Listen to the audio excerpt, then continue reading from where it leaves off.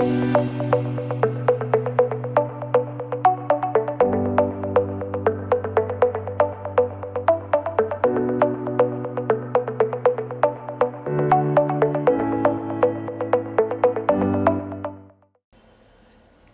very important when we're thinking about the words radicalisation and extremism to recognise that there's very significant diversity of experiences. In some cases that one might be framed within sort of ideological terms, but that's less and less the case. Much more now we find those experiences are framed in terms of humour, uncertainty, fear, all of those sort of things, the things that don't have an obvious language to explain them.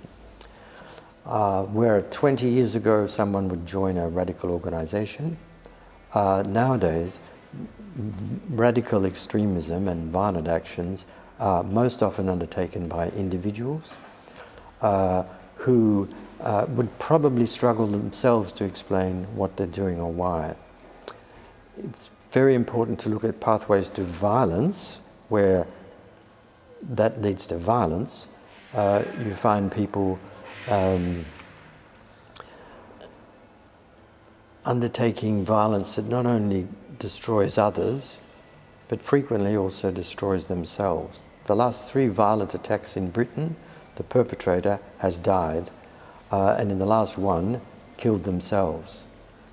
There's something about the search for a kind of destruction, not only of the world and of the other, but also of themselves. That's violent extremism.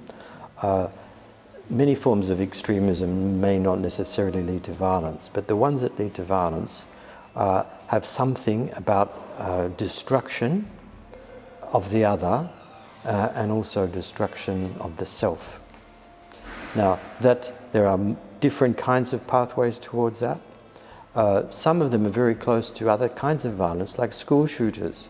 School shooters want to destroy their world, but they also want to destroy themselves in the process, and they want to become famous, they want to become known, they want to become someone. And that's often an important dimension of pathways into extreme violence. So one of the responses to that is very important to not only not glamorise, but even not overly publicise who the person is and so on. Before answering the factors, it's important to recognise a generation ago people became extremists by joining an organisation.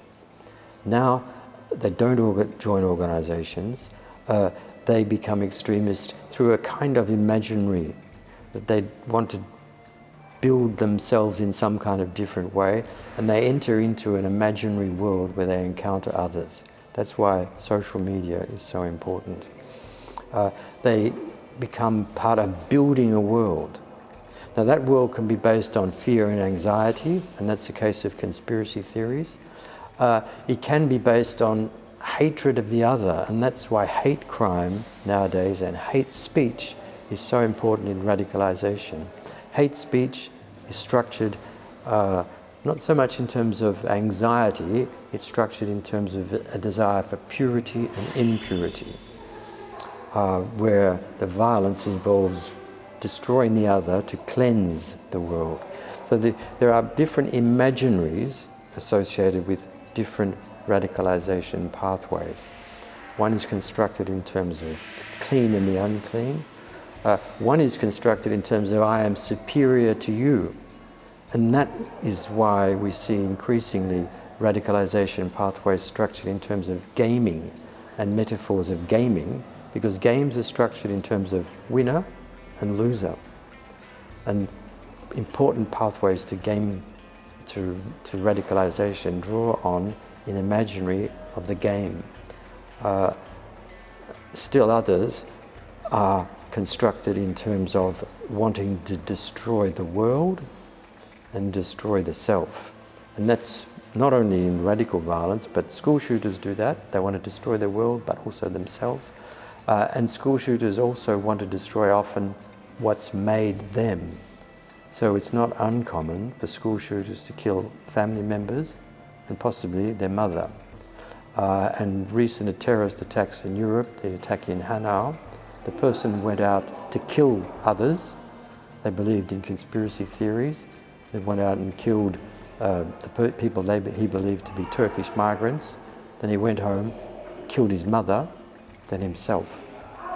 That's a kind of violence, a radical violence, shaped by an imaginary of conspiracy theories, but very close also to themes from school shooters. So what you can't do is say these are all the same. They are in fact quite different experiences, but they do involve a common structure, which is in some ways that the other, my life isn't sustained by encountering the other, my life is threatened by encountering the other. And so that's how I think you can understand contemporary extremism today. The young people in our research, they understand extremism as, what is extremism? It's a rejection of the other that has within it the potential for violence. And those rejections take different forms, but we can see them and we can understand them, and we can try to think about ways to respond to them. And that's what this project of participation is setting out to do. It's trying to think about how we can build new ways of answering that question, which is, how is it in overall very peaceful societies we have outbreaks of quite intense violence, no longer a bit structured by organizations like 2 or 3 decades ago we had the Red Brigades, the Red Army in Germany. They're not structured by organizations, they're often individuals. What's happening in those people's lives? That's what participation is trying to understand, but also how we can build worlds and communities where whatever is happening can be stopped and no longer happens.